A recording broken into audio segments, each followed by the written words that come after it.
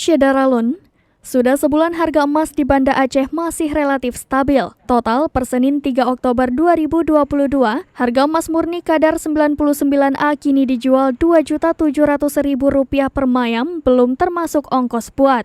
Salah seorang pedagang emas di Jalan Tengkuci, Pantai Kulu, Pasar Aceh, M. Dafa Faras Sabirah mengatakan, jika dibandingkan dengan 1 bulan sebelumnya, emas murni mengalami penurunan Rp100.000. Ia mengatakan dengan turunnya harga emas tersebut membuat banyak masyarakat memilih untuk berinvestasi. Secara grafik, 80% masyarakat yang datang untuk membeli emas, 20% menjual.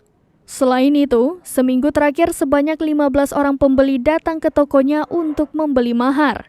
Menurutnya, saat ini masyarakat Kota Banda Aceh dan Aceh Besar sudah lebih paham akan berinvestasi, terlebih di saat harga emas murni mengalami penurunan. Sementara untuk emas batangan sedikit mengalami kenaikan, yaitu Rp1.000. Dari Banda Aceh, Indra Wijaya, Serambi On TV.